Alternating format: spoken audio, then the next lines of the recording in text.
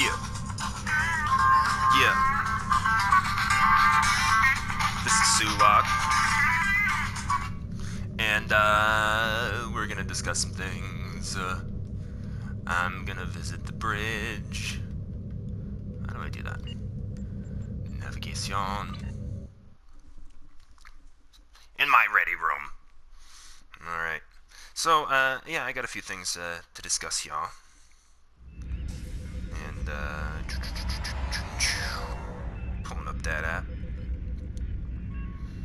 I got a bunch of things going on, so I'm just gonna say some, thoughts about some things I'm seeing going on, before I get into any particular articles. But I'm seeing stuff, articles about, Mexico and the Mexican president. Let's see, trade deal won't rescue Mexico. And then the other one, Mexico's polarizing president presides over rising violence, flailing economy. Yeah, I don't know what the situation looks like down there, but I'm going to talk about Scott Adams briefly. He had said something a while ago that I thought was kind of an interesting take, which I hadn't heard before. And he was talking about the border between the United States and Mexico. And he was saying, well, we don't really have a border with Mexico. We have a border with the cartels that are kind of running the show. And then there's, Mexico. And, yeah, when you have that sort of lawlessness where, armed gangs kind of, run things and the corruption reaches a certain level, things, become kind of urgent. So, I don't know. But I don't know a whole lot about what's going on down there or a whole lot about President Obrador. So maybe we will take a look at that, but I had some other things higher up on the list. What other sorts of news? Oh yeah, speaking of Scott Adams, so the impeachment went through from the Democrats. They impeached President Donald Trump on abuse of power and I think obstructing Congress or something like that. Those were the two items they went through on. And he knew what was going to happen. I think everybody knew what was going to happen. But just having it go through, he didn't expect the kind of emotion he would have. He was very upset, and he swore profusely on his little Periscope podcast or whatever. And I was a little surprised. But I don't know. The reason he said he was so upset was just watching them go up there and act like they were doing something that they didn't want to do, but it was for the best of the country. And he said, "You are bad actors. I don't believe you for a second. This is all a power play." And when he was describing how he was upset about it, it sounds like a lot of people's criticisms of Trump and how disingenuous he is. And so I just don't know how to feel about that. But I believe him, and I also believe people when they're upset about Trump. But as to the article I read in my last video, we need something more than feelings, more than the feels. Dive roll. So I have this one. Shifts snooping standard. And I think this one's pretty short. Yes, this one's very short. The title of the article from the Wall Street Journal, Shifts snooping standard. He says he can gather and release private metadata only because only the far right objects. That seems to be our standard. Let's just make our standard based on the extremes. If it's climate change policy, let's base it on the extremes. And if it's political policy, let's base it on the extremes. By the editorial board from December 8th.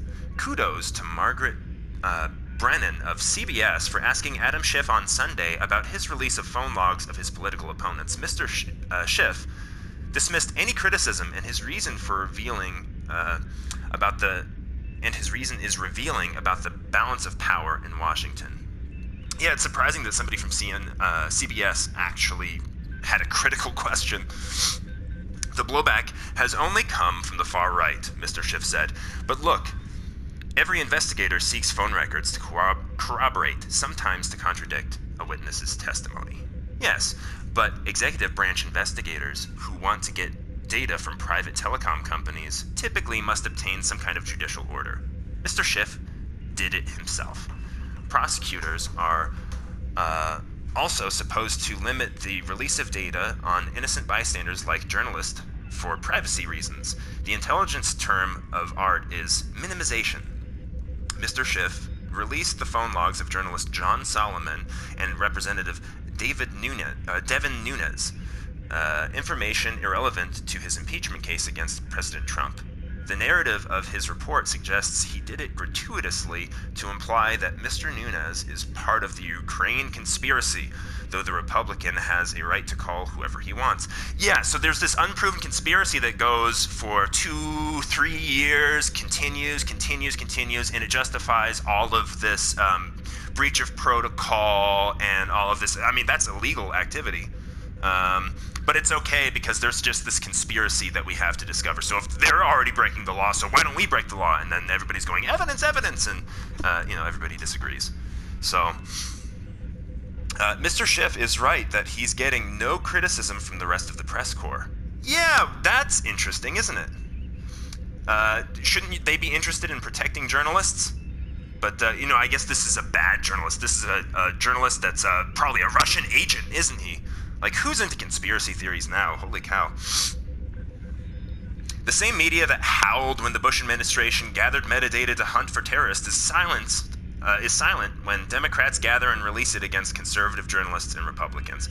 Keep this double standard in mind when you hear media lectures about violating democratic and institutional norms. Agreed. In the words of Wiz Khalifa, hey, yup. He was on the podcast. Joe Rogan podcast several months ago, and I just remembered he kept going, hey, yup. I had never heard somebody say that before. I just thought it was funny.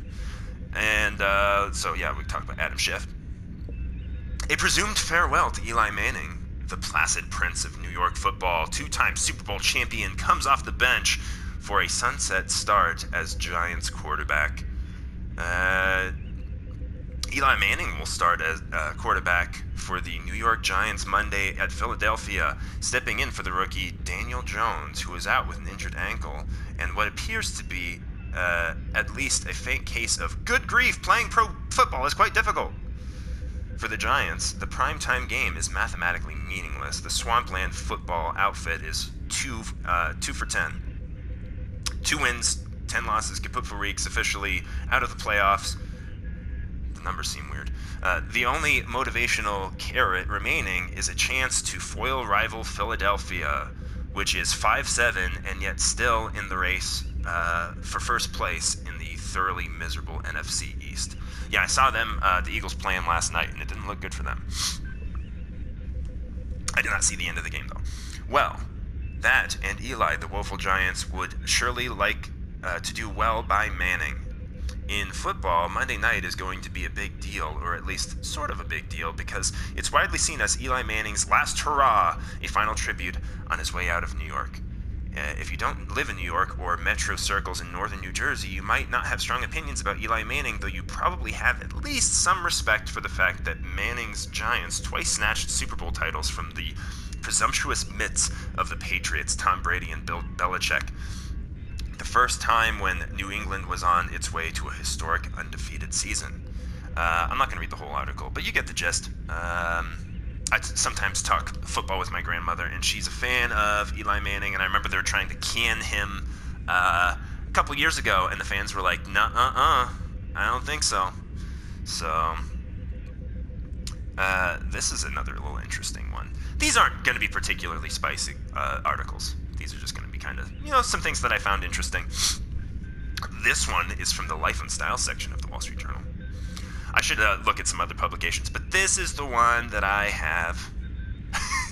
The drama over pageant hopping that shook a Miss Universe competition in the U.S. Virgin Islands. A beauty pageant dispute has provoked a controversy over identity and representation. So I did not know this about the beauty pageant industry, because, after Andrea Pajchuk was declared the winner of Miss Universe U.S. Virgin Islands, the local audience erupted in protest. "This is a fraud," shouted one audience member at the pageant, which was held on the island of St. Croix in August. "Unacceptable." An argument broke out in the lobby. A pageant photographer and losing contestant's father nearly came to blows. The reason for the uproar: Miss Pychuk, moved to the U.S. Virgin Islands less than a year before the pageant, she said. Angry locals said Miss Pychuk, as well as the other 4 finalists, are pageant hoppers, itinerant contestants who jump from state to state, country to country, competing in beauty pageants until they win a big one. Age out of the system, run out of money, or get bored. Before the U.S. Virgin Islands contestant in August, Miss Pychuk competed in Miss Utah USA in January, according to pageant administrators. 2 months before that, she popped up in Miss Virginia in 2017, Florida in 2011, Texas. She says she followed the rules and now considers the U.S. Virgin Islands home. The other finalists couldn't be reached and didn't comment. And apparently, with the U.S. Virgin Islands, if you win that, you qualify for Miss Universe. I'm just paraphrasing because it's a long article about something that I'm not terribly interested in, but I thought that was amusing. And my attitude about it is, don't hate the player, hate the game. She's hot, and I don't know. Yeah, I can see why it's messed up. I get it. Here is we're gonna double down on the Adam Schiff speak.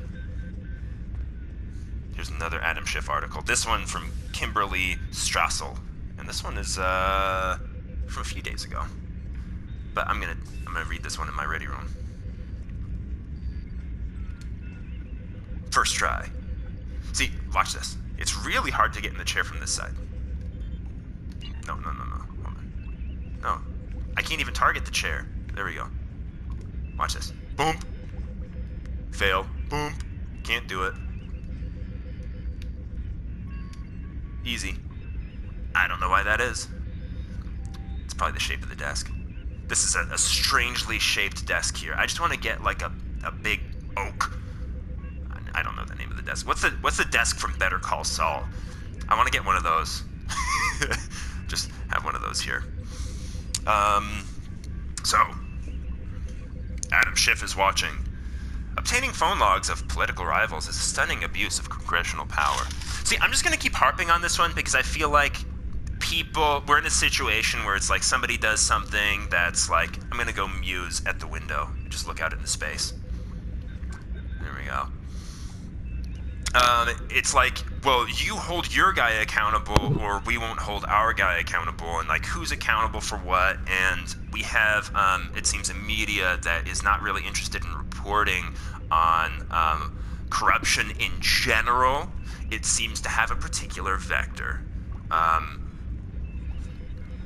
it doesn't seem really relevant whether that corruption is true or not. If it's just a hot topic, we're going to jump on it, and we're going to report on it, and we're going to be like Rachel Maddow and make a lot of money by making people scared. Shame on you, Rachel Maddow.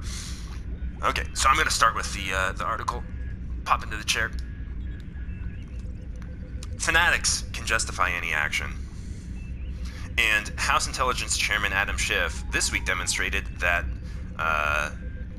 where that mindset leads.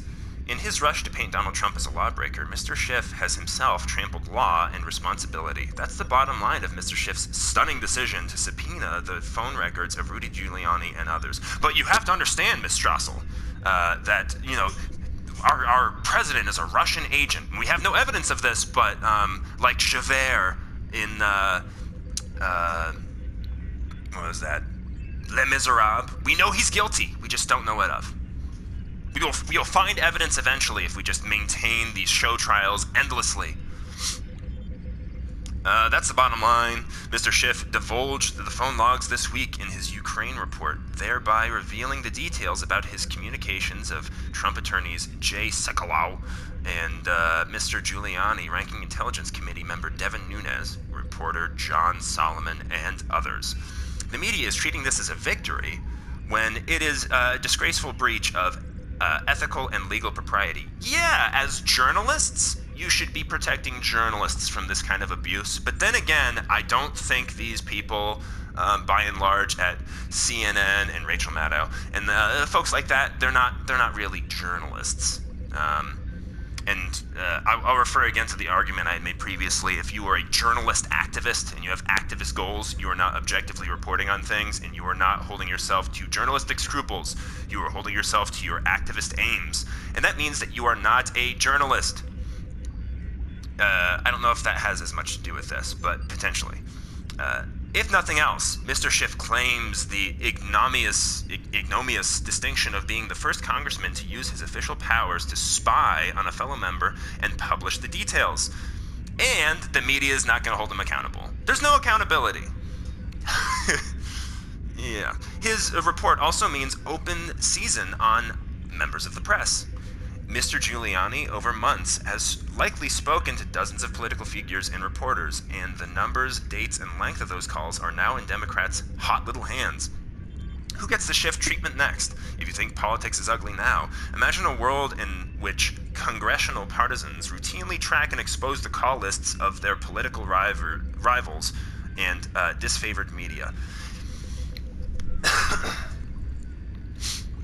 If we've never had a scandal like this before, it's partly because it is legally dubious. Federal law bars phone carriers from handing over records without an individual's agreement. The statute makes some exceptions, including for federal and state law enforcement agencies. But not for lawmakers. There does not appear to be any basis to believe that a congressional committee is authorized to subpoena telephone records directly from a provider as opposed to an individual, former Attorney General Michael Mukasey tells me. Maybe that's because no one would have conceived of Congress needing to peruse private phone records. Its mission has been writing laws, or it might have been in recognition that Congress has no outside check on its subpoena powers. Law enforcement subpoenas generally entail court supervision, helping to ensure they have a valid purpose. Mr. Schiff, working in secret, unilaterally decided he was entitled to see the phone records of private citizens. Mr. Mukasey notes that the legal problem is compounded in that going after Mr. Giuliani raises questions of work product and attorney-client privilege. Whatever his role in the Ukraine affair, Mr. Giuliani remains the president's personal lawyer. Law enforcement must present a judge with powerful evidence to get permission to vitiate attorney-client privilege. Mr. Schiff ignored all that and made himself privy to data that could expose the legal strategies of the man he is investigating. Mr. Giuliani did have notice that Democrats wanted some of his phone records. The Intelligence Committee set a subpoena on September 30th and gave him until October 15th to comply, yet before Mr. Giuliani even had an opportunity to respond, Mr. Schiff separately moved to seize his records from a phone carrier, sending his subpoena to AT&T on September 30th as well. Mr. Schiff purposely kept the action secret. This guaranteed that the only entity involved with the decision over whether to release the records was AT&T. And that gave Mr. Schiff all the cards, since companies fear political retribution far more than violating their customers' privacy. Yeah, that is certainly a modern conundrum. With telecoms, in particular, customers' privacy. Ha! The question is whether Mr. Schiff, in his zeal to bring down Mr. Trump, has made himself legally vulnerable. In Kilbourne versus Thompson from 1881, the U.S. Supreme Court held that a congressional investigation into individual affairs is invalid if unrelated to any legislative purpose. Mr. Schiff might argue he has wider powers in an impeachment inquiry, but the House didn't approve the inquiry until October 31st, a subpoena a month after he issued his main AT&T subpoena.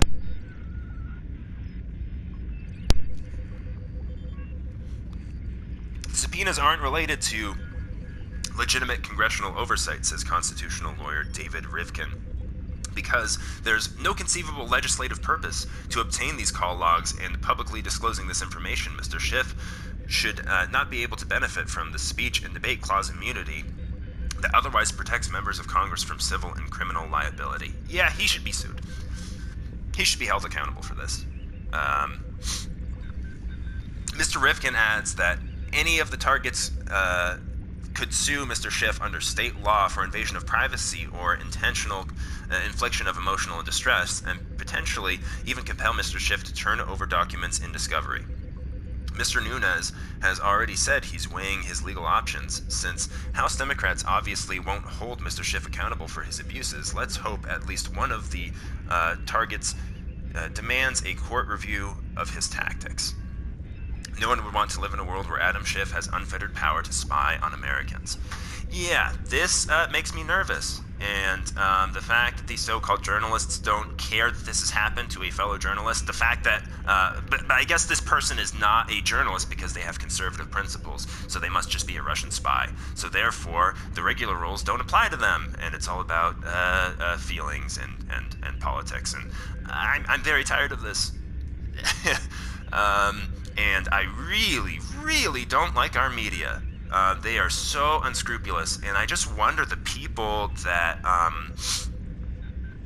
that still listen to our mainstream media and take cues from them. I'm sure there's good people that work for these companies, but I will again bring this up when they had the whole Epstein thing from like 3 years ago. This woman put together information on Epstein and had witnesses and all of this ready to go, and they squashed the story because it didn't meet their journalistic standards.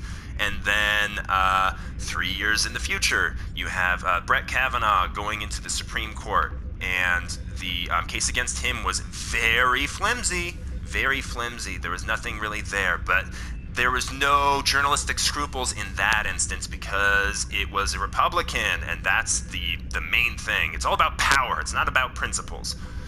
And people will not remember this because it got squashed super fast, but I think it was like 2 months ago, there were new allegations against Brett Kavanaugh, and they were just absolutely ridiculous, and that's why nobody's ever heard of them. But once they came out, I think pretty much all of the Democratic candidates raced to condemn Brett Kavanaugh for something that never happened, and then the media said nothing about it because, they just don't care.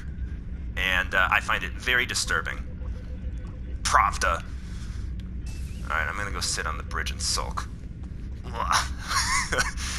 it's just, a little demoralizing.